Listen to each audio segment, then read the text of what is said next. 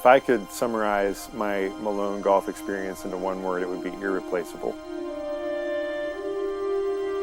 One of the greatest 4 years of my life was playing golf at Malone.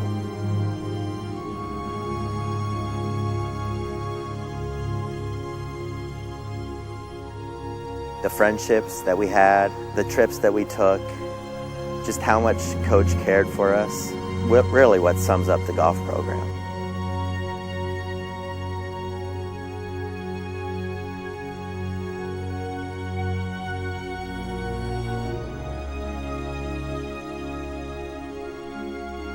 "50 years of golf here at Malone is quite an achievement, and I believe it's been successful because for 41 of those years we've had one of the greatest golf coaches.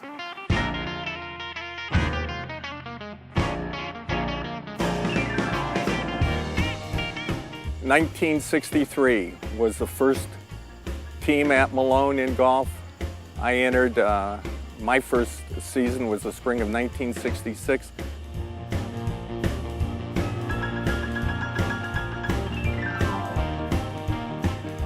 The reason that I came to Malone in the beginning, there was a girl that was a sophomore at Malone, and she was from Cortland, and went to our hometown church, and she told me about Malone. My parents took me down for a visit and fell in love with it. Next 4 years, our team won a district championship in 1968. It was the first championship in any sport. The program started out small, no one really knew about it, and you built it up to where it was a powerhouse in the NAIA.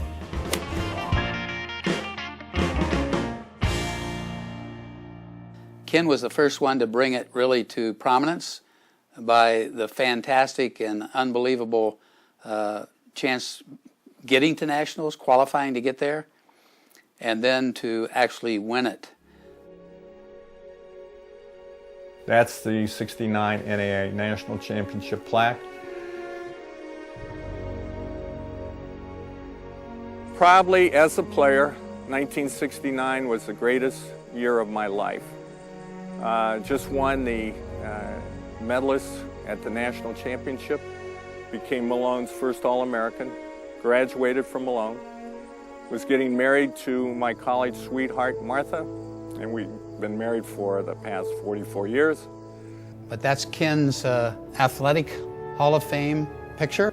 He's the only person that has two plaques up, and he's the only person, to my knowledge, that has received two Hall of Fame awards, once as an athlete and again as a national championship coach. But he just loves the sport. 1972, Bob Starcher called me in, interviewed me for the position as head golf coach, and offered me the contract. And I asked him, I says, what is the coaching salary? He said $300 a year. I took it, signed it, and I've been there, starting now, my 42nd year.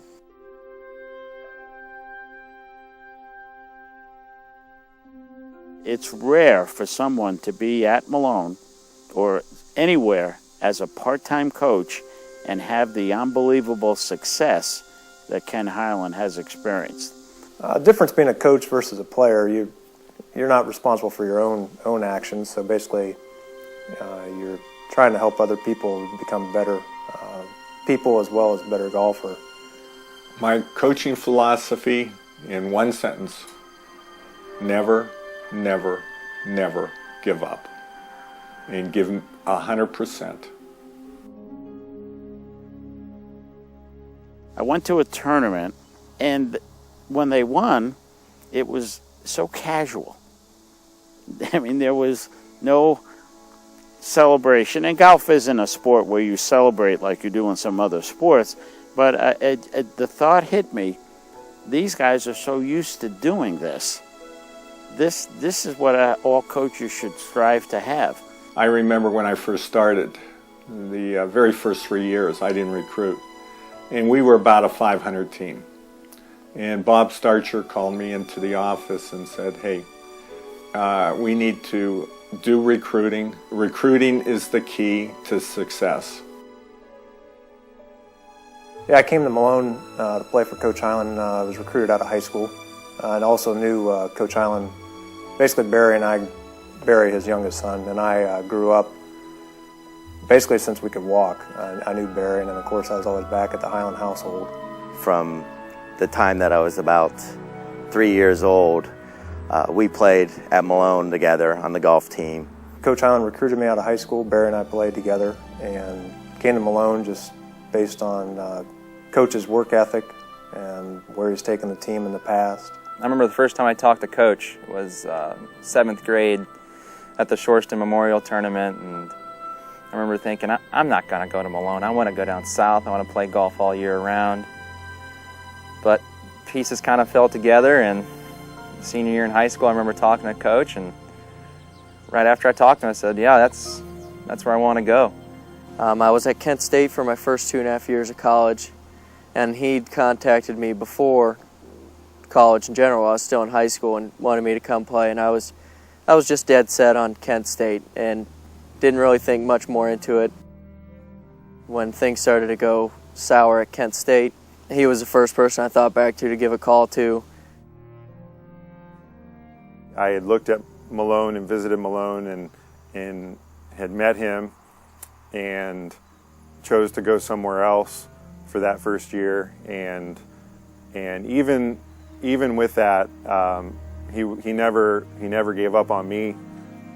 Showed me the grace that I needed and welcomed me in, as a second year player. I look at some of the recruiting that Coach does, and he doesn't leave the Ohio area. They're all from the Canton, Massillon. I kind of feel a little bit outside being from Mount Vernon, Ohio, of, boy, I was kind of a long recruit coming in. Honestly, a lot of it comes from recommendations from other past players. I know he's gotten recommendations from players. Justin came out to the Lions Den and spotted him out on the first tee box here, and I think I was coming down the 9th fairway, and he took a swing or two, and I thought, what is that? Holy cow. From the time he began playing, I think he was shooting under par before he was in his teens. And then we introduced him to Coach Hyland, whom he'd already known for a while, but at a level of entering the Malone golf program, and Coach Hyland, of course, was just all over that opportunity. He basically increased the talent level throughout his recruiting and finding good quality players and good quality people.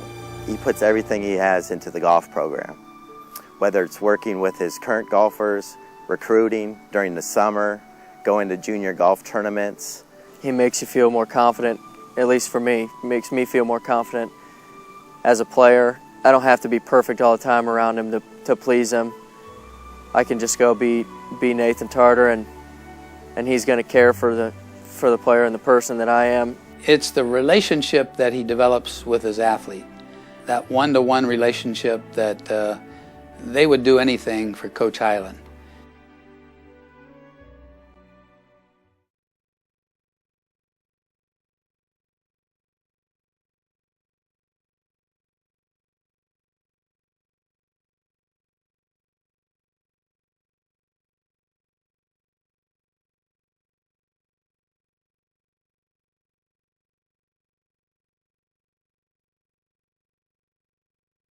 Being at Malone, we've gotten the opportunity to travel all over. I mean, we've gone to Hawaii, we've gone to Florida, the Carolinas. We went to San Diego twice. We go to Tampa, Worldwoods, which is a tremendous facility for practice in the spring. Top-notch courses. Played Kapalua, Princeville, a couple other top courses down there, Kaanapali. The Prince at Princeville, which is Hawaii's #1 golf course. One course that really sticks out was the Brickyard in Indianapolis. 4 of the holes there are actually inside the racetrack there where they run the Brickyard 500. They weren't just trips where just the players went. I think back to our trip to Hawaii. I think we probably had 40, 50, maybe 60 people go all together. Our group was comprised of many family members, parents, grandparents, friends. And through the years, it was nice to return with the team to Hawaii at a later point and see the upgrades that we got to enjoy. This last trip last year might have been our best trip ever. We went to Kauai and Maui. I think we've been to 27 national championships, and we've been just about everywhere. This year we'll be going all over the place. It seems we got a really hectic fall coming up. I still want to play college golf. It was so easy. Coach paid for everything. We go into what is now officially the golf room. But this is Ken Hyland's secret to all of his success. Here's his putting green. I don't know what this contraption is. There's another hitting area over here. And then he's made it kind of a hall of excellence. Trophies, his championships. I'm guessing that he probably doesn't bring recruits down here. He just tells them that he has this. One of our jokes or systems with coaches is obviously the size of his head. Any individual can see that a hat can barely sit on the top of Coach's head. And we let him know that. He was referred to as Charlie Brown. Other things that we always joke with him is he always carried his tax-exempt form, that everywhere we went to eat, he was always trying to catch a bargain. This would be Ken Hyland walking in the restaurant to talk to the manager. I says, I'm Ken Hyland. I'm here. I got the Malone University golf teams here, and these are my guys. I says, there's 10 of us. I've got a tax-exempt form. What can you do for me? And the guy said absolutely nothing. And we turned right around and walked out of the restaurant. He's the cheapest man alive. He is always been the most superstitious athlete and coach that I think that I've ever known. Every year we had to do the same thing over and over. My freshman year going down to Cumberland, and we're going down I-75, and next thing I know, we're here, guys, and I look over in the hotel. Every single door on the outside was painted a different color. The hotel looked like it was falling down. But Coach basically said, we got one of the best breakfasts ever here, this buffet dinner. We could never pass a Ponderosa without having to stop at a Ponderosa steakhouse. We had to eat at the same place. We had to stay at the same place. We had to wear the same clothing. We could never get new bags or new clothes because we had played so well previous years. I remember being on the golf course thinking, I'm going to miss this putt purposely. I get feedback from time to time about what a terrible driver he is. I remember one of the seniors, Ben Smith, saying how bad of a driver Coach was. And I was laughing along, like, yeah, whatever. And how bad a driver can he be? And take one turn out of the hotel, we're trying to get to the golf course, make a turn, and all of a sudden we're doing circles, and all of a sudden we're stuck in the parking lot. We can't get out of the parking lot, and everyone is just rolling and laughing. And we've done numerous things to him as far as hiding things from him. Still to this day, I take his driver at every alumni scramble, and he gets about 3 holes in and realizes he doesn't have his driver in his bag, and it's in my bag. Every flight we go on, we tell the attendants it's Coach's birthday, so they all say happy birthday to him. They'll get everyone on the plane to sing happy birthday. And he was always around 90 to 95 years old, which made it that much better.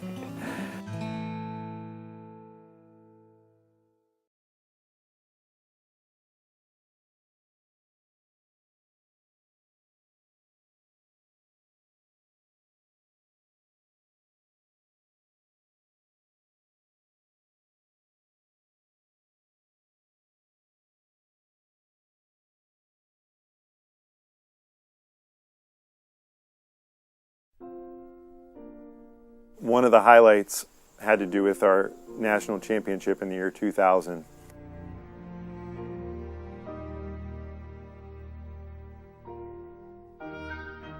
I was a sophomore at that point. We had spent our spring break that year in Albuquerque, New Mexico, and Coach had that set up knowing that we would be going back a few months later for the national championship. So we spent a relatively cold spring break in Albuquerque.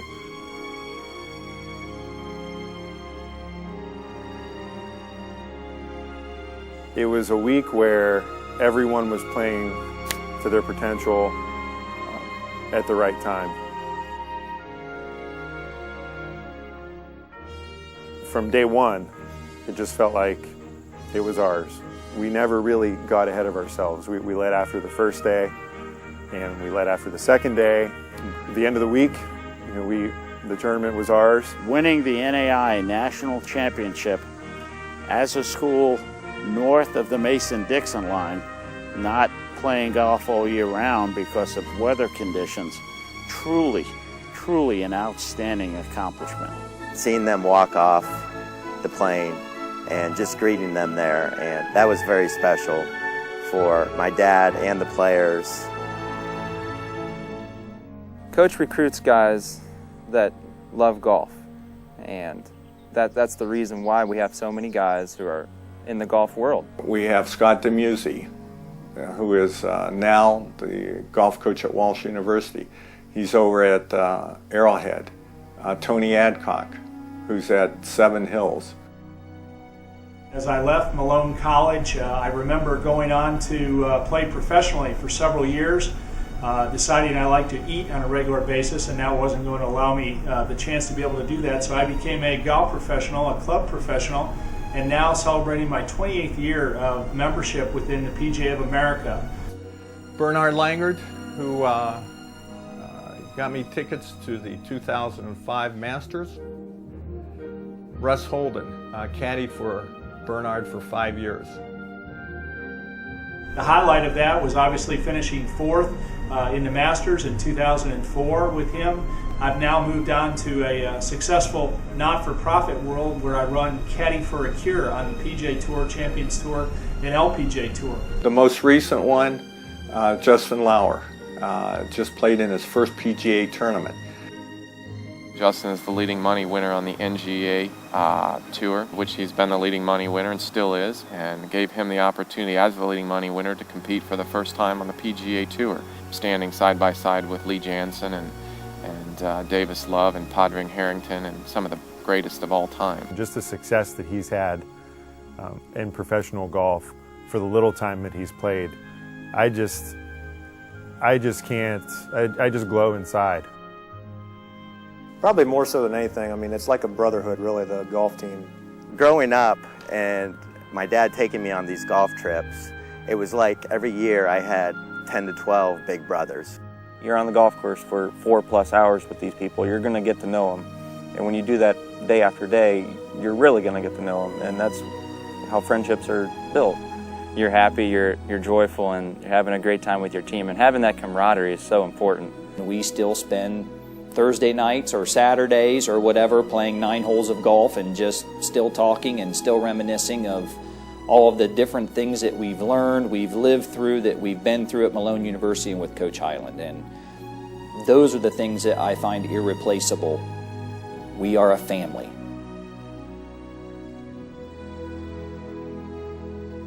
Coach will tell you that give it your best. Put 100% in everything you do, whether it's on the golf course or off the golf course. But at the end of the day, it's about following Christ and being a witness to others. I know my wife just got back from Mozambique. She's been on 3 missions trips. And people have asked me, why don't you go with her? And I said, I've been at a mission field for 41 years. God has given us certain talents, and I think we owe it to God to give 100% with whatever talent we have. We would pray before every dinner. He'd pray for us. It kind of calms everyone. It gives you that inner peace, inner confidence, and I think that's what's really led to my personal success on the golf course. You can see the kids that have graduated already, that have moved on from the university and follow their lives. And it's one common thing, that Christian walk of faith, Christ's kingdom first. You know, the kind of love that says I really am here to invest in you, is it's just a complete reflection of Christ and I think that who we're supposed to be. Being honest, carrying yourself with positive character, treating others like you like to be treated, his faith in his life was so evident. So that when we see Coach Highland's life, the way he lives his life, the actions that he does, that's the artist that's molding us. And I love him for it. He's been great, and I can't wait to get this year started to try and bring home a national title for him.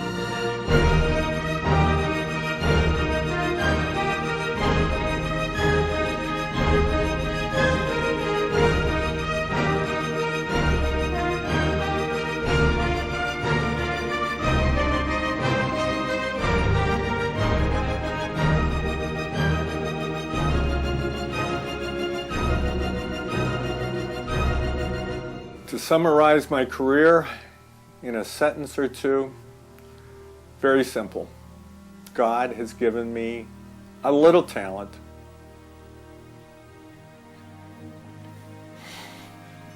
Cross.